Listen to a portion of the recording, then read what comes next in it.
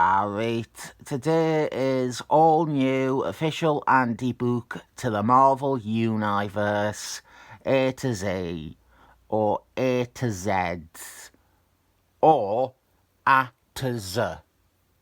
After 2 years of the themed handbook one-shots and gradual improvements to the contents, we got a 12-issue maxi series that still not great, but a lot of the ideas had been worked out and smoothed over.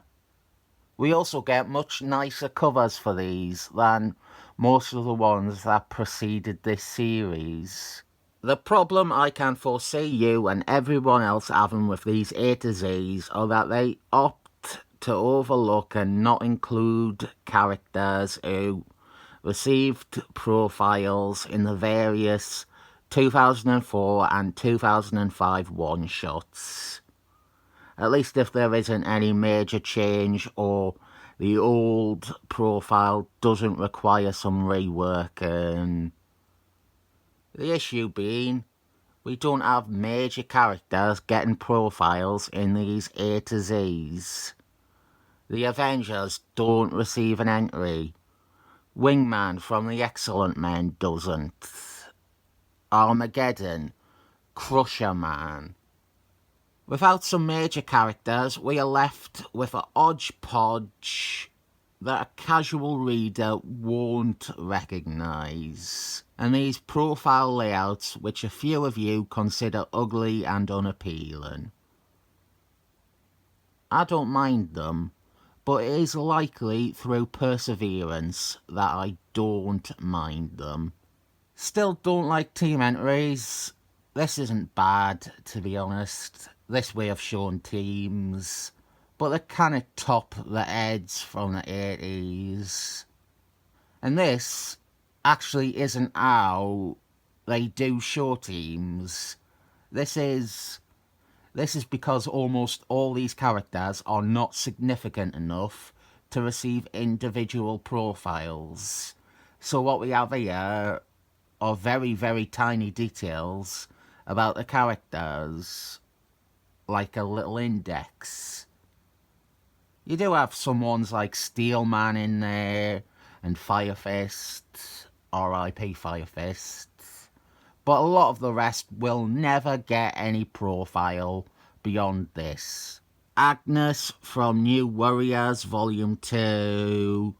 A lot of what we do have is characters introduced after many of you stopped reading comics. And then some old ones that haven't received an update since the original Andy books, or sometimes ever. The picture selection is still cropping art from comics. Some of them look alright, but others don't. We have things like this too, where the picture is a very good choice, but they had to chop off his spear. Fat Oreo from Marvel Universe, the end. It's canon. I have never talked about the power grid. At least I don't think so. That was a new thing they introduced with the 2004 one-shots. And in those one-shots, it was very bad. They didn't really know how to balance them between characters. But here, in this maxi series, the power grids are finally making sense and are not bad. I will explain more on the power grids in a bit, but AmeriCop gets a half-page profile, and he eventually gets an updated one that is a full-page profile. Silver Age Hulk baddie. I've said they never quite solve the problems with team entries. Even this, the picture is a good picture for the team, but I think even at this point, it is very inconsistent if you are getting a team profile like this with one big picture, or a team profile listing memberships, like the Avengers ones, or a team profile like before, which was an index.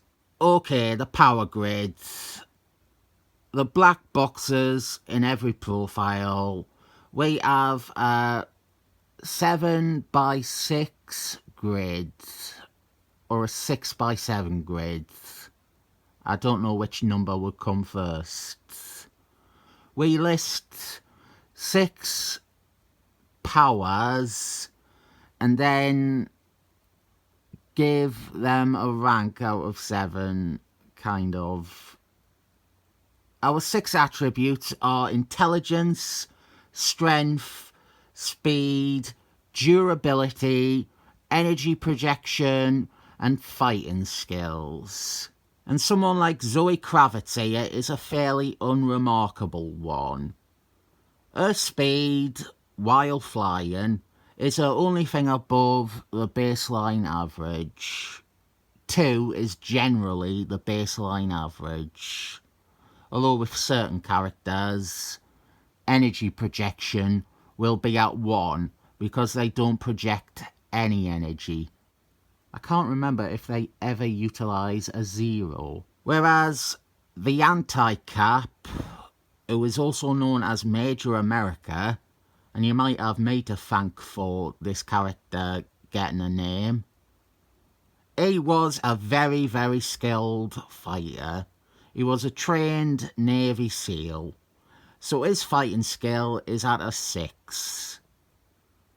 It's not at a 7 because he isn't meant to be one of the greatest fighters in existence. 7s are usually given to the absolute top level ones. His intelligence is average. His strength and speed are increased by his Super Soldier Boy syrup derivative. And he too projects no energy. This guy, on the other hand, I feel his power grid is maybe off. We never really got backstory for him, and maybe I am overthinking it. Here we go, we have some ice stats on this one. A cosmic character. That's where you'll see a lot of the 7s come in. I only vaguely know this character. He was in an Avengers issue, a fill-in one, written by Tom Bevoort. But I don't really know the character, so I cannot attest to anything about if his 7 for durability is earned. But yeah, he is pushing 6s for most things. Whereas what is practically a civilian here is stuck at 2s. And even a couple of 1s. If you get a 1, that is like you are not even okay at it. You are bad at it. Arsehole, one of my favourite minor Iron Man bad guys, with a terrible profile here that incorporates the second arsehole, making a complete mess of the layout. He has 1 for intelligence, because he had no intelligence. He was entirely a computer with a single directive. Very, very strong, supposedly indestructible, and in about all his appearances he beat the Avengers. His power grid is another example I will point to as the power grid being well reasoned, researched and applied, starting with this series. Still never read a single comic with the Runaways. We do have some Goldie Age characters and some characters from the 80s who never had profiles before. Entry for SeaWorld, a Atlas Man from Thunderbals. Not a fan of the picture choice for a lot of these profiles. He gets 3 pages though. The length and detail of these profiles are another thing that they have resolved. Most of these are the perfect length for the right characters.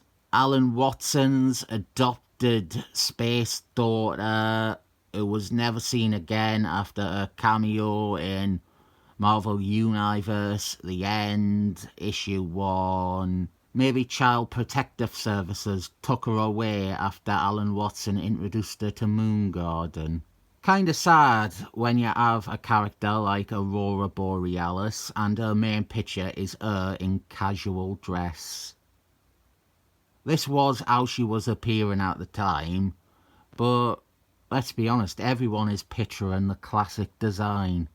For Tom Grindberger art, this isn't bad by his standards. Avengers from the McQuaid universe. There we go, a roster / index for them.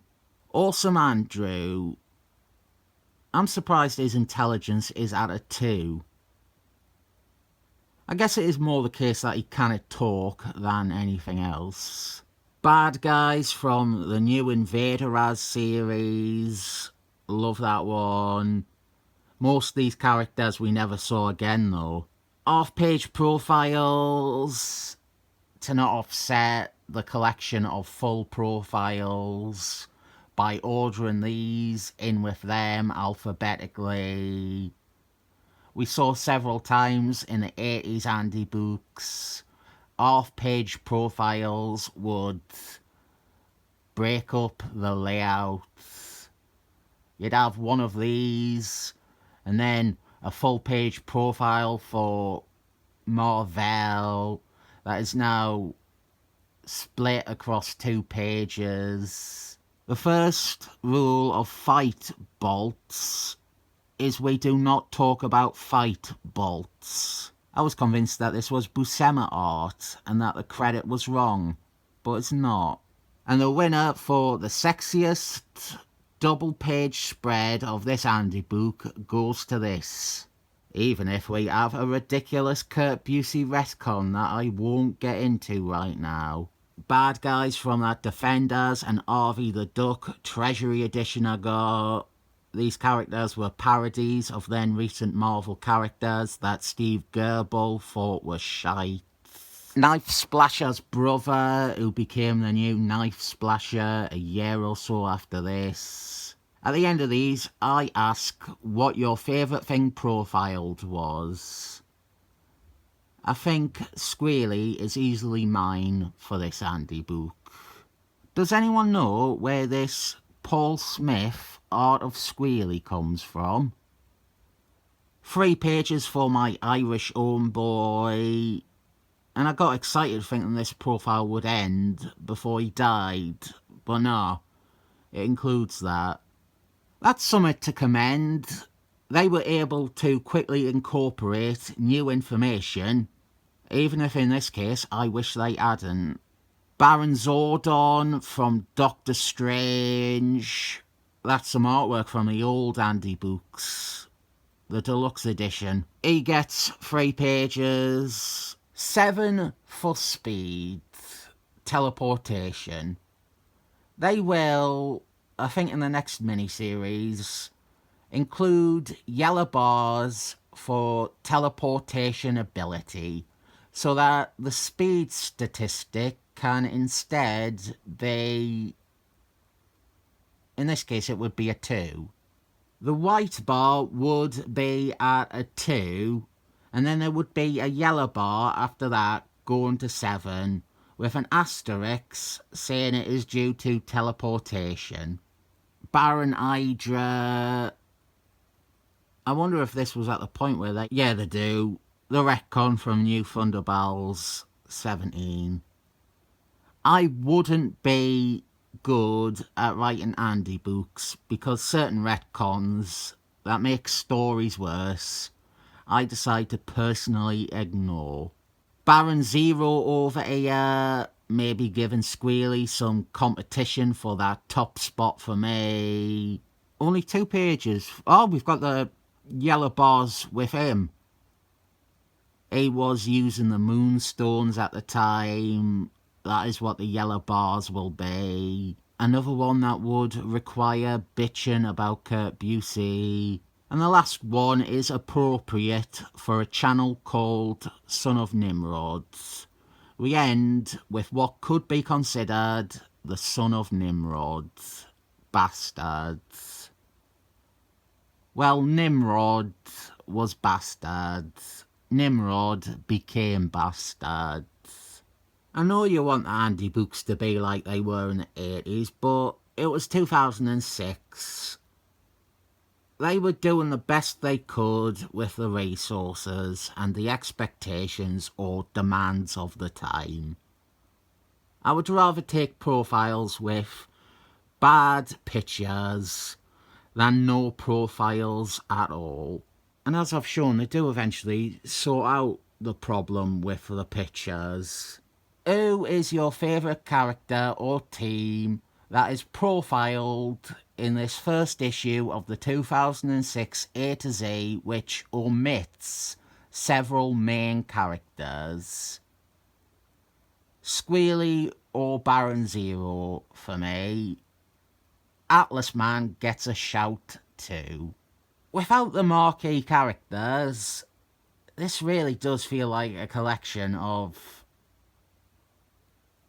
characters that mostly steer in the direction of, I don't know them. I know most of them, but I not only have read these handybooks before, but my knowledge and memory are above the average reader. I'm basically calling you lot dummies again. 7 thumbs up.